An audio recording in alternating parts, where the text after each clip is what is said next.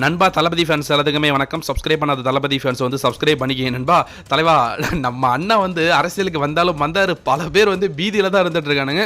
அதாவது வந்து வெறித்தனமான ரசிகரை வந்து பார்த்துருக்கேன். ஆனால் வெறி கொண்டு கடிக்கிற ரசிகரை எங்கேயுமே வந்து பார்த்துருக்க முடியாது.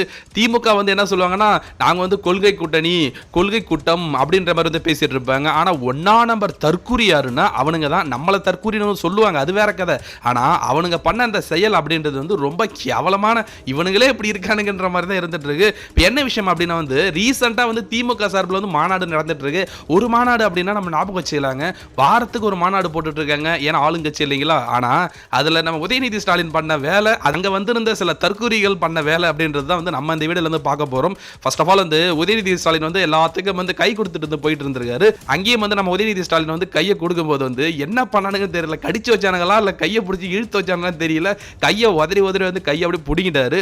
அதன் பிறகுதான் வந்து பார்த்தா 2 நாளுக்கு அப்புறம் வந்து ஒரு இன்டர்வியூ வந்து கொடுத்திருந்தாரு. அந்த இன்டர்வியூல தான் தெரியுது அந்த விரல்ல வந்து ஸ்டிச் போட்டிருக்காரு. சோ இந்த கருமம் பிடிச்ச கூட்டம் தான் வந்து கொள்கை கூட்டம் அப்படின்னு வந்து இவங்க சொல்லிட்டு இருக்காங்க. ஒரு பக்கம் பார்த்தா வாழை மரம் வாழைத்தார் வந்து அடிச்சு தள்ளிட்டு போறானுங்க, ஒரு பக்கம் வந்து வாழை மரத்தையே தூக்கிட்டு போறானுங்க, ஒரு பக்கம் வந்து சாப்பாட்டுக்காக வந்து அடிச்சுக்கிறானுங்க, ஒரு பக்கம் வந்து தென்னங்கோலையை அடிக்கிறானுங்க, ஒரு பக்கம் வந்து அந்த பேரிகார்டு இல்ல அது மேல எழுந்திருச்சு நிக்கிறானுங்க. இதுதான் இவங்களோட கொள்கை கூட்டமா தெரியல. தாவேகாவை மட்டும் வந்து ஈஸியா வந்து குறை சொல்றானுங்க. ஆனா அந்த கட்சியில வந்து எவ்வளவு தற்கூரித்தனமா இருக்காங்கன்றது வந்து இது போல செயல்கள் வந்து பார்க்கலாம். உதயநிதி ஸ்டாலினோட கையவே பிடிச்சி எந்த அளவுக்கு வந்து கடிக்காத குறையா வந்து பண்ணி வச்சிருக்கானுங்கன்னா அவனுக்கு எந்த அளவுக்கு இருப்பானுங்க வந்து பாருங்க.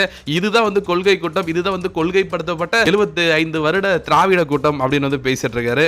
ஆனா நம்ம தளபதி விஜய் அண்ணா சொல்றதை கேட்டுட்டு நம்ம தாவேகா தொண்டர்கள் வந்து அப்படியே வந்து செஞ்சுட்டு இருக்காங்க. அதுதான் வந்து தாவேகாவுக்கும் அந்த திமுக கட்சிக்கும் உள்ள வித்தியாசம். இன்னும் கொஞ்சம் உதயநிதி ஸ்டாலின் வந்து கையை விட்டுருந்தா கையை பிடிங்கிருப்பானுங்க போல. அந்த அளவுக்கு வந்து காட்டுத்தனமா சோம்பித்தனமா இருக்காங்க. சோ இதை பத்தி நீங்க என்ன நினைக்கிறீங்கன்றத மறக்காம வந்து கமெண்ட்ஸ்ல சொல்லுங்க நண்பா. சப்ஸ்கிரைப் பண்ணாதவங்களும் சப்ஸ்கிரைப் பண்ணுங்க நண்பா. தேங்க்யூ.